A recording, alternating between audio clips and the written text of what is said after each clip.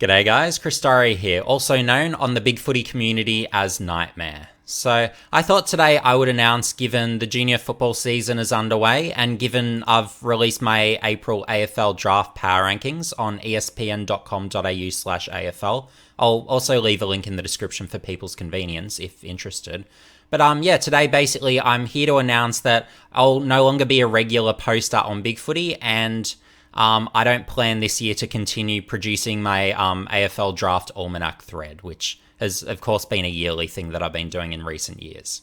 So ultimately on Bigfooty, I've maintained the dominant draft thread for in excess of 10 years now, and I would also claim the premier AFL draft blog on the internet more broadly. So I feel like on Bigfooty, there's nothing really more to achieve. So today I'm making a business decision where really I'm looking to reallocate my time really towards other opportunities with greater scope to scale.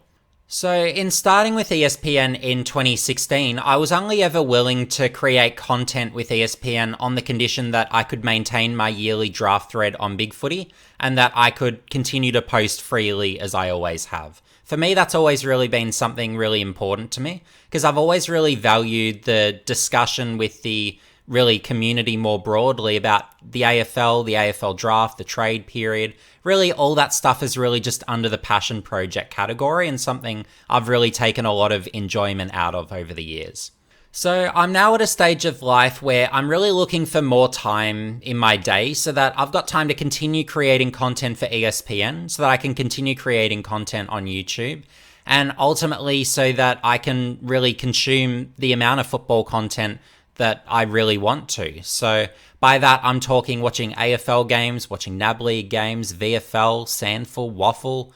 Ultimately, my objective is to be not only across every player from every club at AFL level, but to the best of my ability to be across as many players as I possibly can across the junior and state league ranks. That's something I've prided myself on over the years, to really be across really all these obscure players that other people don't know anything about, and to really, I guess, watch enough of them to develop really strong opinions so that I can basically say this is their best position, this is what they can do, this is what they can't do, and really this is their, I guess, realistic chances if they were AFL listed to become in the future a best 22 player. So for those of you at home that worry that I won't be contactable anywhere, fear not. The best places from here on in, whether it's with draft questions, trade period, list management, Supercoach or AFL fantasy questions, the best places to contact me will be in YouTube, in the comments section, in any of my videos, or alternatively on Twitter. So they're places that I'll be checking daily. So yeah, if you hit me up on either of those platforms, I'll continue getting back to you as I always have.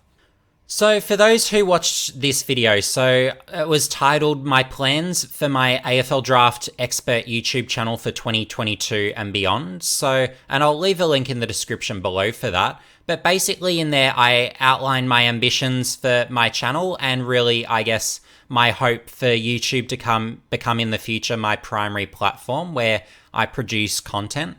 But yeah, basically what I want to see on YouTube is for other content creators to grow to an extent that, YouTube can become really a primary source for people looking for any sort of AFL content, whether it's draft, whether it's trade, whether it's game analysis, whether it's fantasy football. I want YouTube to become a go-to place where people can create content and get monetized to an extent where they can make a career out of being a YouTuber talking footy. I think that would be the most fantastic thing. And also, I guess, if it can also be possible to make YouTube into a possible pathway for other content creators to get opportunities, just as I did with ESPN being found on Bigfooty. I'm hoping in the future we get lots of people from YouTube that do get those similar opportunities down the track and really get discovered on YouTube. So fingers crossed that can happen, and I'll certainly be putting in the work on my end to help that happen. So for those of you who haven't, will subscribe to me and really, I guess, be aware of all the other channels out there, because there's a lot of really good young content producers, and hopefully the space just keeps building and building and building.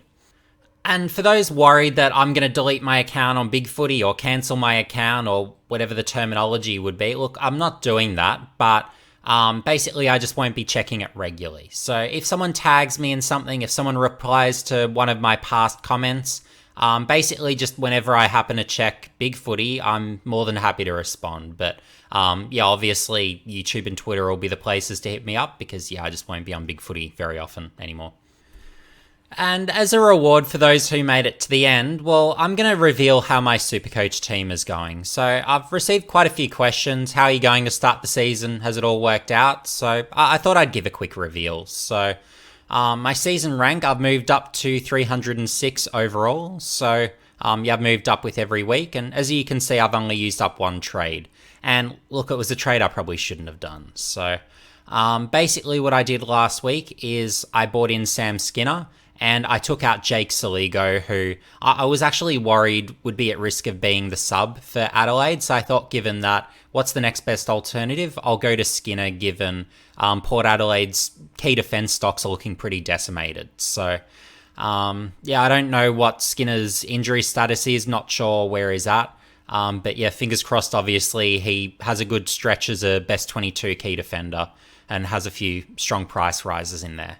But yeah, otherwise, look, my team, look, I haven't needed to make any trades just because my rookies and mid prices have all worked out. So it's pretty much that simple. The only regrettable-ish kind of moves would be the likes of whether it's Crisp, Ridley, maybe Whitfield, though I'm still fairly comfortable having Whitfield given his past scoring history and being, I would consider, quite underpriced now. So that's sort of my very, very quick take. In terms of future trades, so I've got nothing in mind for this week, firstly. I feel like my team is pretty solid and I can just enjoy various price rises over the coming weeks. But yeah, look, I'll probably look to bring in Bruce through the ruck. So who I bring out for Bruce, it'll just depend on, I guess, the price points of whatever rookies. So one that I might be looking at possibly is maybe bringing out a De Koning, just because I think the others might be able to generate a bit more cash for me. But yeah, look, I'll have to see how that goes and whether De Koning goes up by enough to be able to pivot to a Bruce. If not, then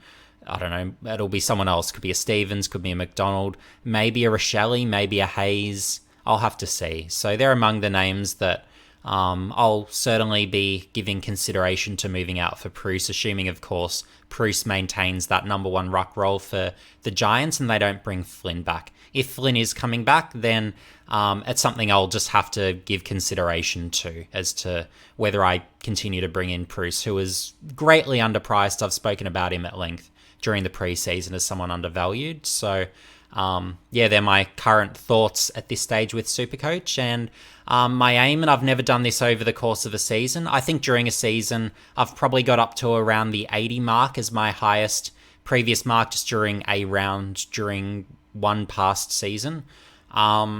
Yeah, but I'd like, obviously, as a final finish to finish in the top 100. So, look, being at 306 at the moment, having only used one trade at the end of this week, I can't imagine I'll be using any trades. Yeah, I feel like I'm in a pretty good spot where, assuming I don't do more stupid things like, obviously, the Skinner trade, I've got the chance potentially to finish top 100, which I feel like would be an achievement as someone who, at least for Supercoach, is fairly casual in terms of my approach with it. And yeah, look, having all these trades, I don't like having that many trades. I'd like just locking in a team at the start of the year, not really moving anything, just because I feel like my starting teams are always very good and I pick the right players, the right rookies every year. And it's usually just some premiums that let me down, and then there's guys I should be bringing in during the year that I just miss. So yeah, I'll have to see how I go anyway, but yeah, best of luck. And look, if there's any other Supercoach or AFL fantasy updates you'd like during the year, let me know if there's anything in particular. But yeah, I thought I'd just give an update as to, I guess, how I've started the year and yeah, how I'm feeling about it at this stage, which is obviously very positive.